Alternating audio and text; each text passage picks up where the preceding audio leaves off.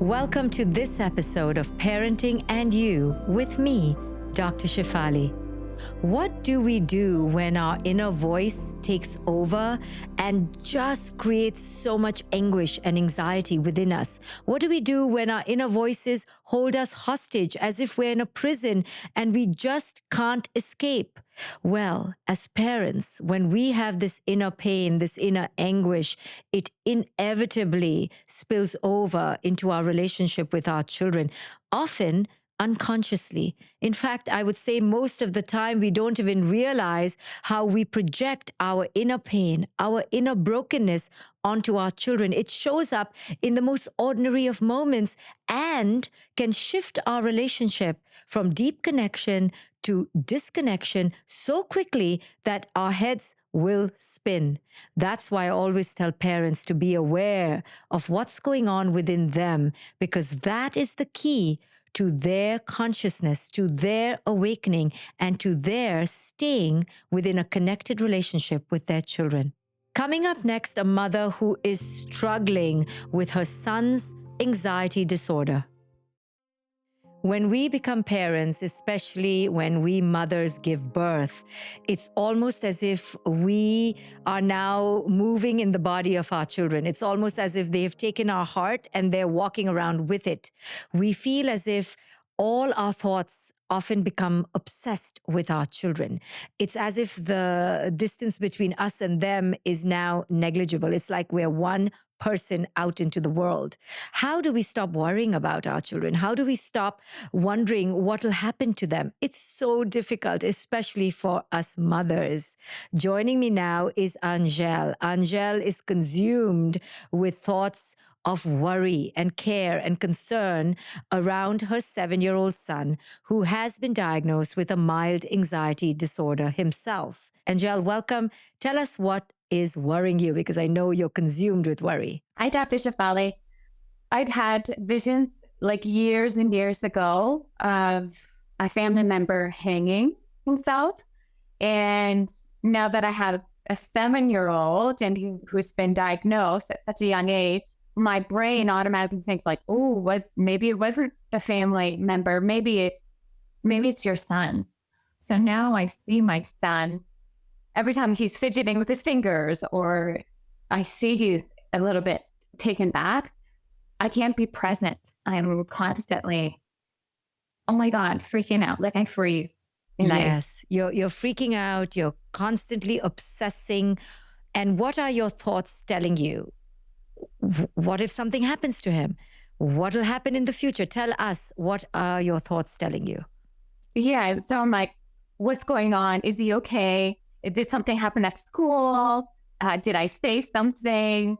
Always like going over, was it me or did something happen? Right. So what it sounds like is that you're this over worrier, this overthinker, almost a compulsive worrier.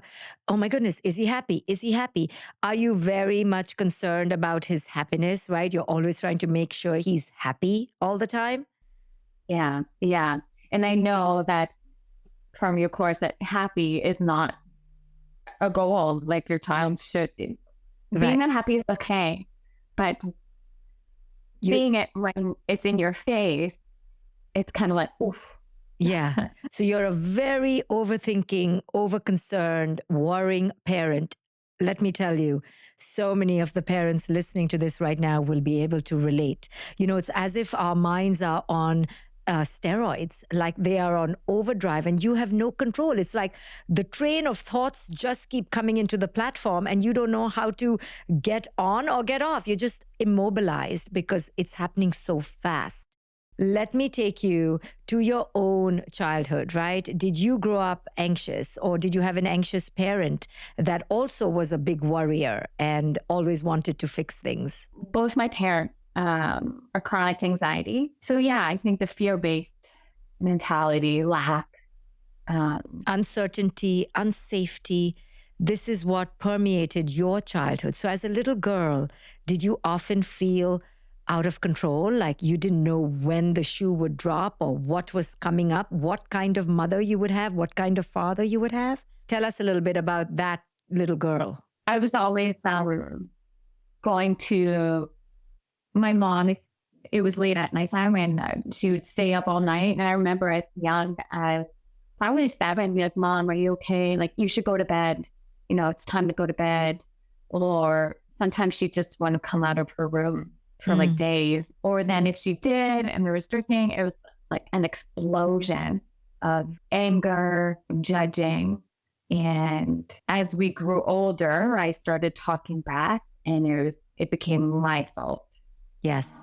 So imagine that little girl growing up with these landmines in her house.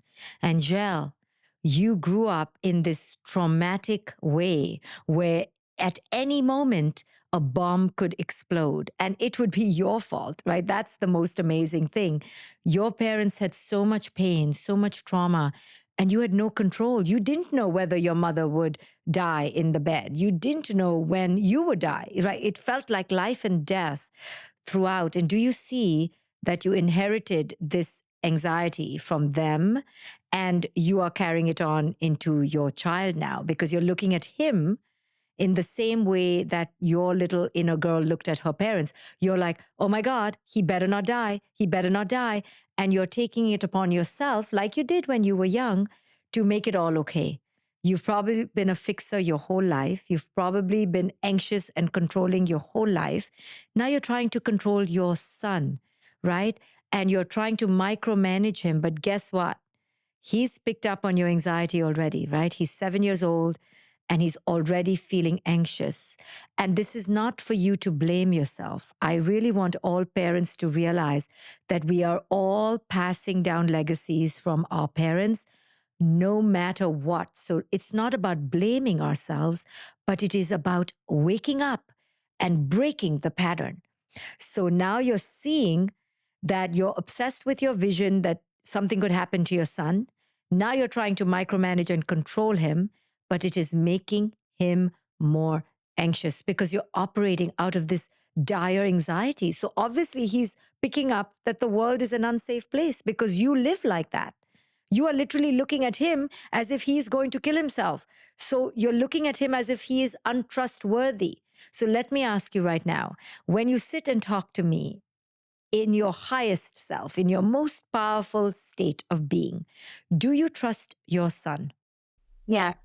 Okay, that took a while. See, that's it. Imagine if I sat in front of you right now and I wasn't trusting you. Imagine if I sat right now in front of you and I kept saying, "Are you sure, Angel? Are you happy? You know what? You're not looking happy. You're not looking okay. Angel, are you okay? Are you okay? No. Can we do that again? I don't think that was okay." How would you feel? Just listen to my vibration. How did that make you feel? Like WTF, like, Yes. WTF, like what's going on? This woman is crazy. yeah. Yeah. That's how you are in your mind, even though you're not expressing it, but your energy is like that. Yeah. And then, now that you say it, I see my son often look at me and he's trying to figure me out. But like I've been processing a lot. So I cry a lot often. Yes. And I try to like hide it, but I know it's okay to be honest. But now I'm second guessing myself like, oh my God, maybe I shouldn't do that. Well, let me help you. Let me help you detangle that a little bit. So number one, when I acted a little bit crazy and I went OCD on you and was like so obsessive, you looked at me and you literally said, WTF, like what the hell is wrong with this woman? Okay, I want you to register that because that did not feel safe for you. That did not feel comforting to you. That made you not trust me. Now, I was not trusting you, therefore you did not trust me. You see, I was doubting you, so you doubted yourself and me. That's what's happening with your son. When I asked you, do you trust your son? You said, you were thinking about it. It didn't come out. Guess what? So he picks up, mommy doesn't trust me because I'm not okay.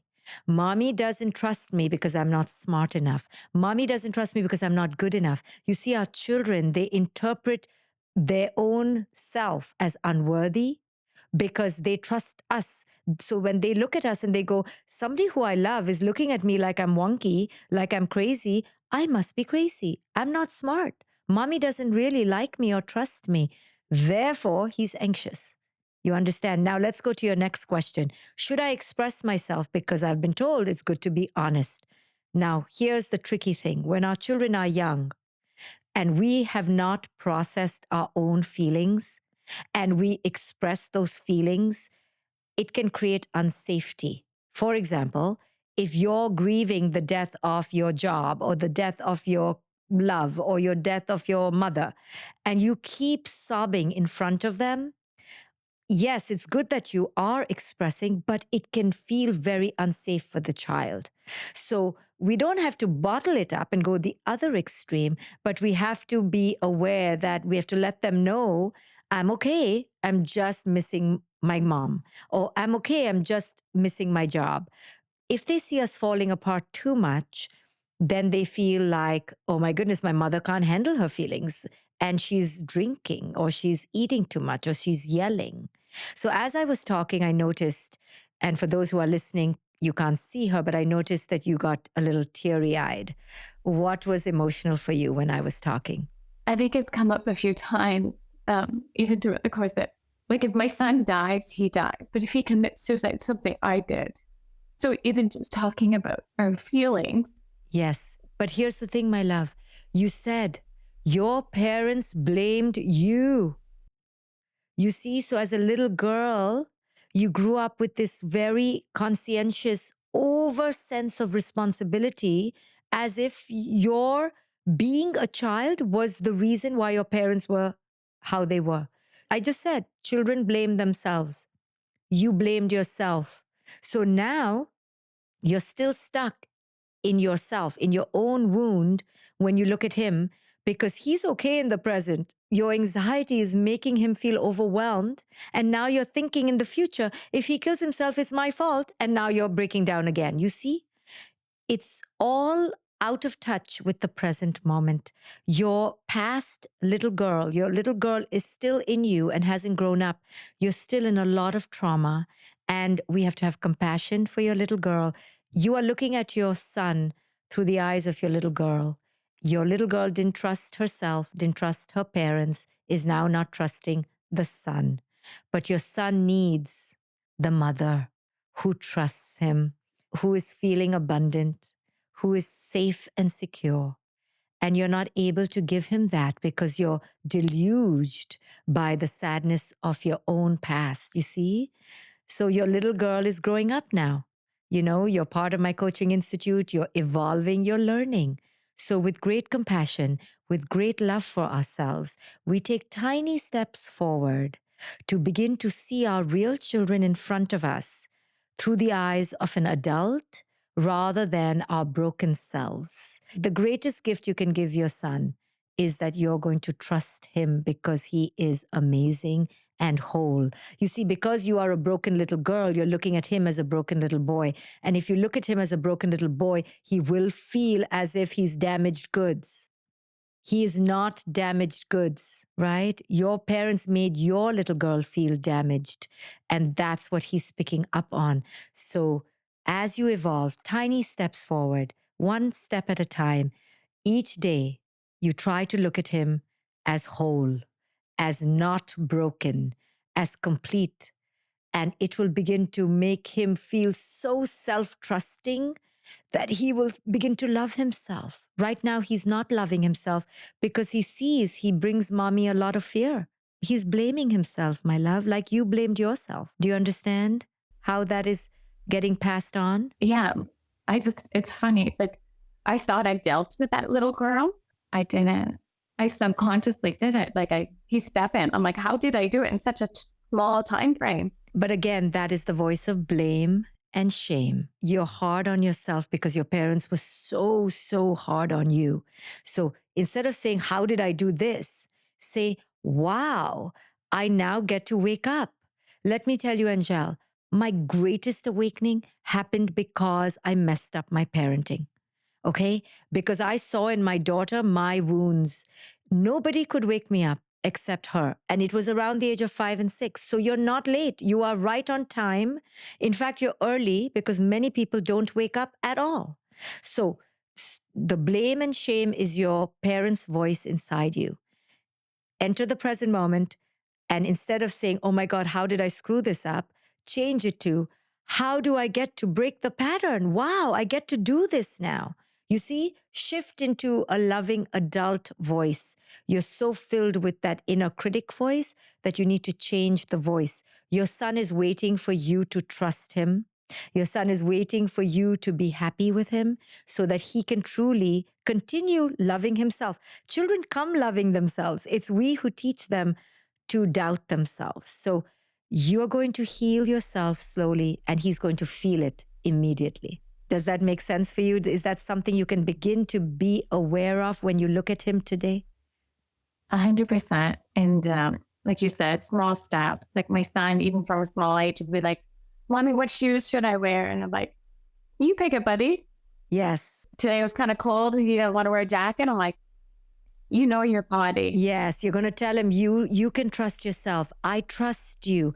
Now, lastly, when those visions of somebody hanging themselves comes to mind, I want you to know that people who truly love themselves, people who feel comfortable in their bodies, people who feel accepted in their bodies, will not harm themselves.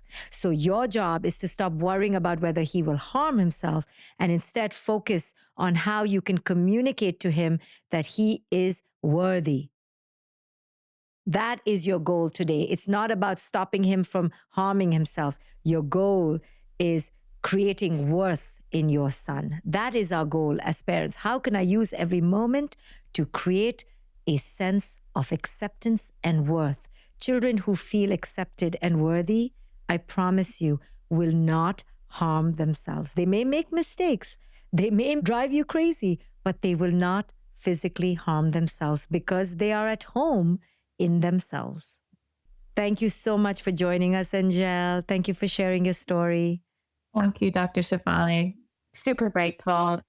Many of us grew up in childhoods where we inherited a message that we were damaged, that we were not good enough, that we were broken.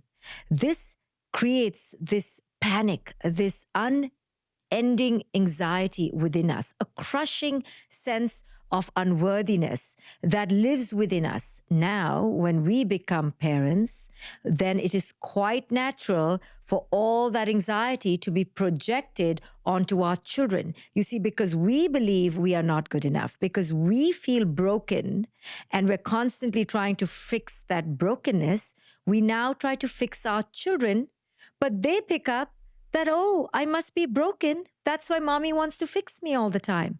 That's why she wants to change me all the time. That's why she's always blaming me or dictating to me what I should do, because she doesn't trust me enough. She doesn't see me as worthy, as valid, as respectable. She thinks I'm somebody damaged. This is how we pass on our childhood pain. And I'm sure you resonated with some pieces of the last story, because in some ways we are all recovering from a childhood where we felt slightly broken. Coming up next, a mother who is desperately dealing with her own inner anguish and trying to hold on to her 16-year-old daughter, who she says is disconnecting from her. Nothing worries us more than our children's unhappiness. When our children display any sort of anxiety, any sort of struggle, oh my goodness, it's like as if we are experiencing it instead of them. It triggers us at so many levels, and then we act out, and then it messes it all up. Joining me now is Ellen. Ellen is experiencing a disconnection with her teenage daughter, and it really concerns her. It often even consumes her. Hi, Ellen. Welcome, and thank you for being here. Tell us what your core concern is with your daughter. Well, it is the lack of connection with her. She's my only. I had her late in life. I was nearly 40, and my husband and I, ex-husband, have been separated for a good chunk of her life. She's my girl. So not being connected with her causes me a lot of distress. I hear you, and I can see the pain on your face. When did this disconnection even start? When did you begin noticing it? Around the pandemic, she was really noticing that her father's house is much more permissive than mine. And She would tantrum when I would hold the line on things. And one day it just kind of came out. She told me that she hated me. I was the worst mother and I should just give up custody. And she wanted to go live with her dad. Ooh, that must have hurt a lot.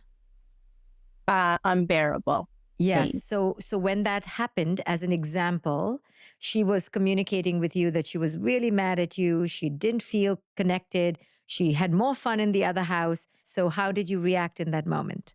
I was devastated, but I was just like, fine, go.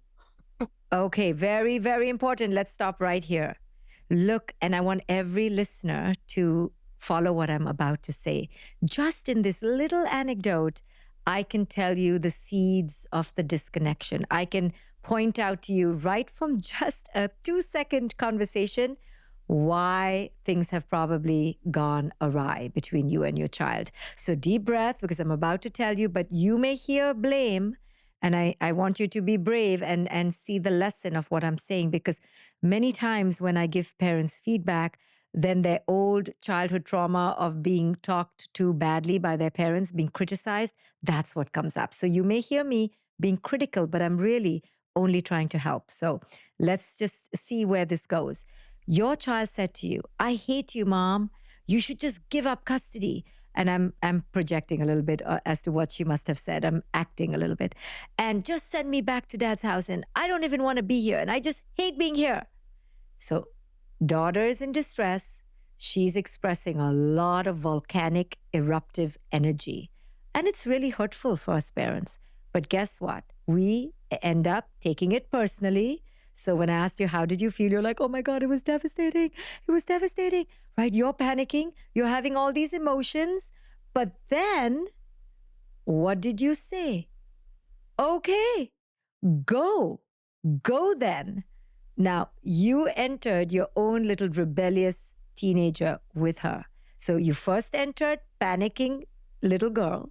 Oh my God, Mommy doesn't love me. Mommy doesn't love you. But then boom, came your ego to protect you. And it said, well, then just go. Wow. Do you see now how that moment was a huge disconnect? But Ellen, you're not the only one. I cannot tell you how many times I've done that. And it literally is like a domino. And each domino creates the final reaction. The child says something hurtful. The parent takes it very personally. We crumble from inside. We panic. Oh my God, I'm doing so badly as a parent. I'm useless. I'm worthless. Just like my parents said I was. And then we kick into some kind of protection mode, either a fighter or a fixer, or we freeze.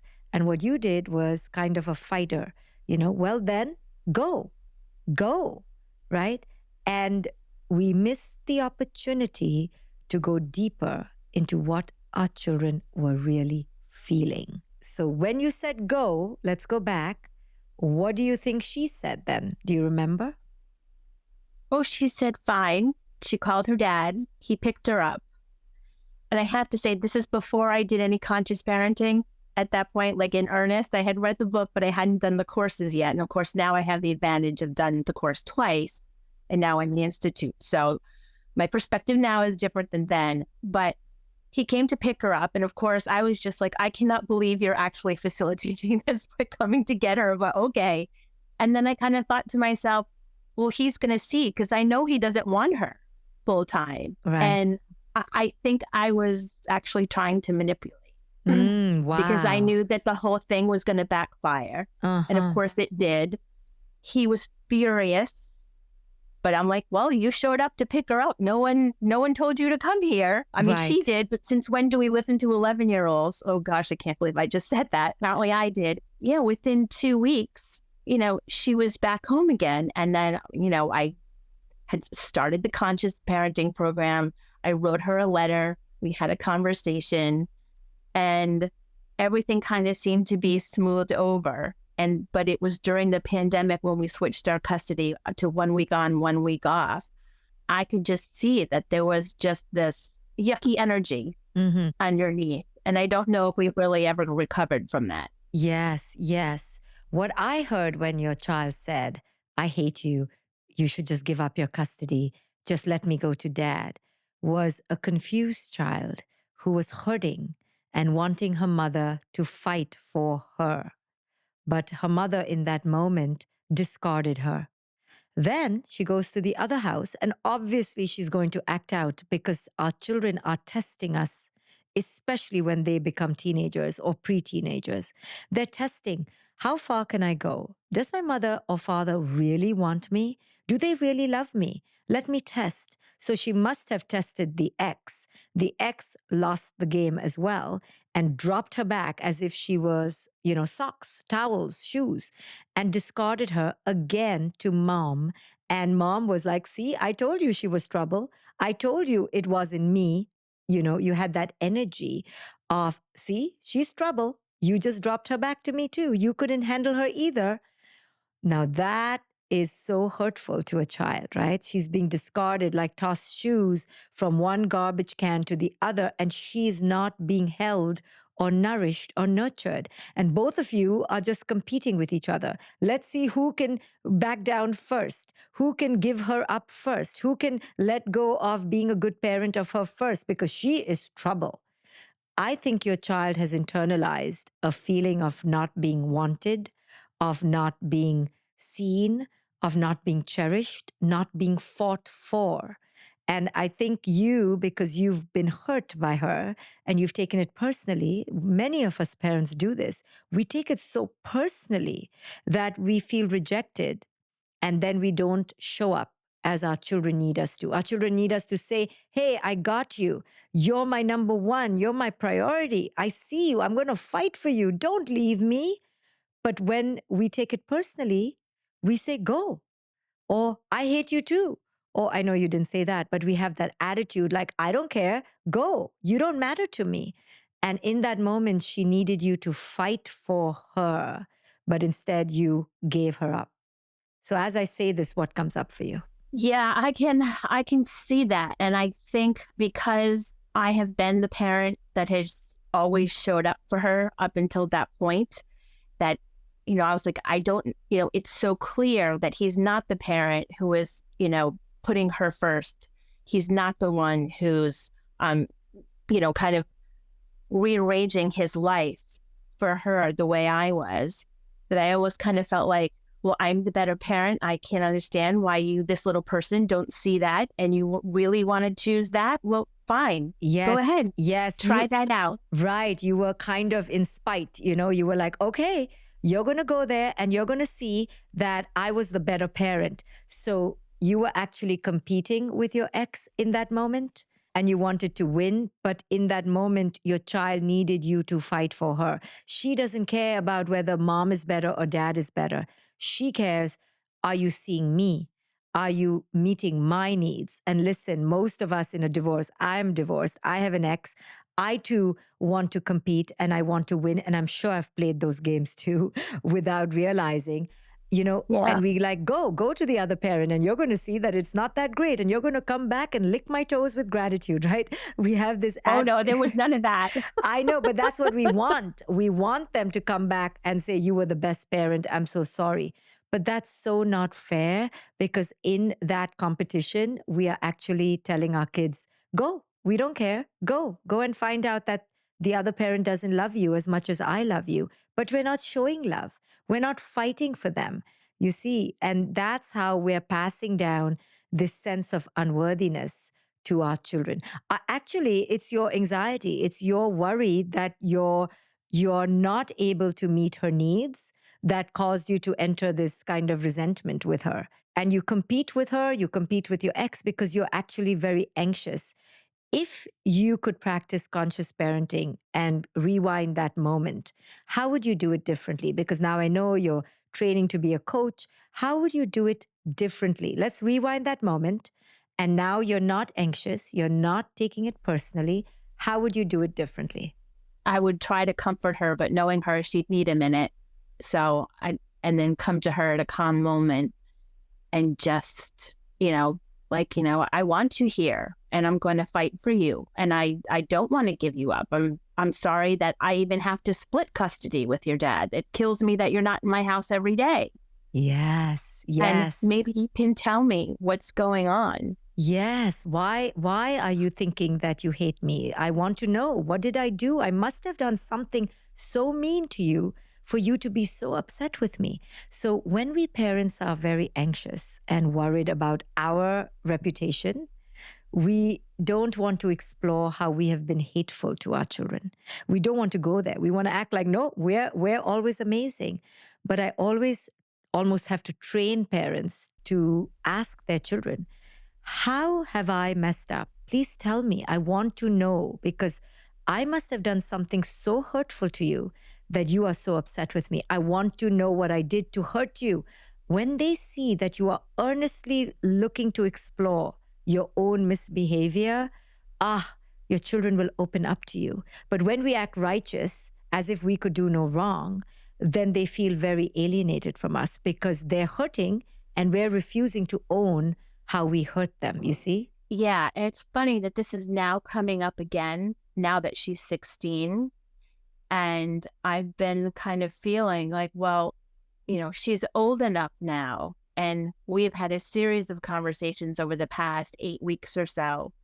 I can't get anything out of her. She just will not tell me. And so I've like really doubled down in doing my work and like, coming up with everything I can possibly think of how I have, not done right by her, have not seen her, not heard her, not honored her. And now she's saying, I no longer want to be here with you on the weekends. And, we were talking earlier, I struggle. I'm like, no, I want to fight for her. But if she really doesn't want to go, if she really wants to go at this point, I feel like is it another test? Should I not let her it go? Should I is. fight with her? It is. Here's the thing.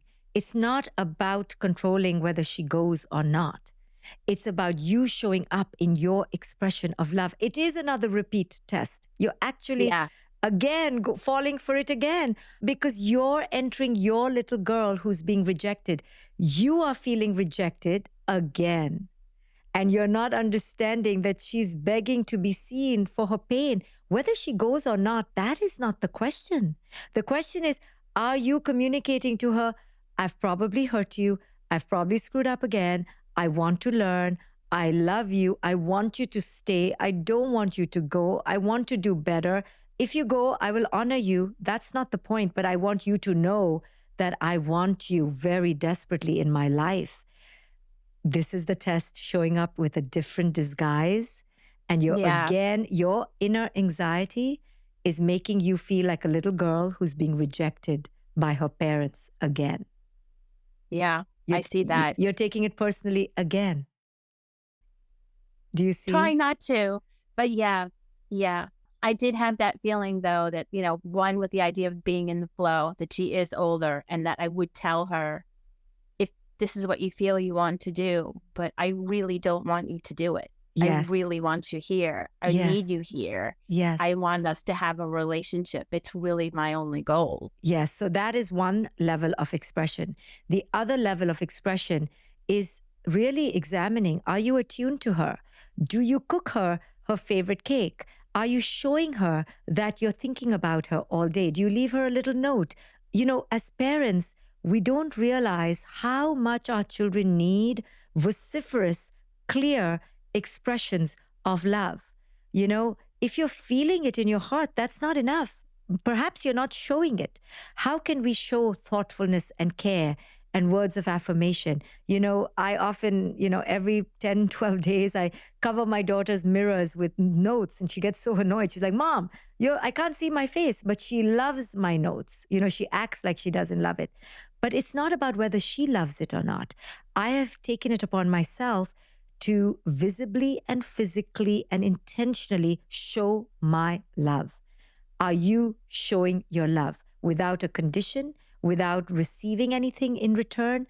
What are you doing to communicate that you adore your child? How would we do it for a best friend? We would write a card, we would write a letter, we would kiss them, we would hug them. Even if they went, get off me. My daughter's always fighting me off. And I go, I have to hug you. A little bit, we don't annoy them too much. And then do we make them their favorite brownies? Do we think of them and buy them their cute little socks? I'm not talking about fancy things, little acts of affirmation and thoughtfulness. Think about it, become it, embody it. But instead, when we become rejected little girls ourselves, then we shut them out. And I think that's what's happening to you. Your own inner anxiety is kicking in, and you are broken from inside. You're feeling rejected. And because you're rejected, you're now rejecting her. And now she's feeling broken. And she's saying, I don't want to be with you. Let me just leave all our listeners and you with one very important wisdom. When we feel whole around people, when we feel accepted, nurtured, indulged, even, dare I say, and taken care of, we will never leave that person's presence. We always want to be around people who make us feel so important, so seen, so nourished. Think about the people in your own life. Who do you gravitate toward? The people who make you feel whole, complete, accepted, and seen. So that is your task. Somewhere, Ellen, your daughter is feeling rejected by you. Somewhere, your daughter is feeling as if you treat her like she's broken. Somewhere, your daughter's feeling unworthy around you. And we are seeing it's probably because you feel rejected, you feel hurt, you're in your own inner child, and that's what your child is picking up on. So sit with that wisdom, turn it around, and ask yourself every day, how am I showing her how much I see her? How am I communicating how much I trust her and adore her? Watch how your child changes just from this energetic inner shift. I hope that makes sense. Thank you for joining us. It does. Thank you so much, Dr. Shefali. When we parents are filled with our own inner anguish, with our own sense of unworthiness, with our own self-criticism, we don't realize how that shows up in our relationship with our children. And I'll tell you how it shows up quite briefly. When our children say something that is hurtful to us, instead of leaning toward them and understanding their pain, that hurtful statement triggers our own inner rejection of ourselves, our own inner anguish and brokenness, and then we end up rejecting them instead of connecting to them. And you heard that in this story with Ellen. I would like all of you who've been listening to remember that when the pain you feel from within feels unbearable, when the anguish feels absolutely crushing, the darkness of your inner voice and your inner thoughts, your inner rejection feels all-consuming. Remember that there is a way out, and I hope that this episode allowed you to leave the prison and walk toward the light. So if you found this episode meaningful and helpful, don't forget to leave a review. We love reading your reviews, and share it with those you love, and don't forget to subscribe.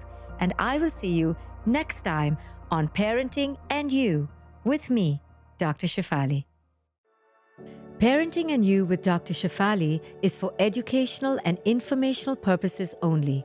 It is not intended as a substitute for professional medical, psychological, psychotherapeutic, coaching, healthcare, or other qualified professional advice, diagnosis, or treatment.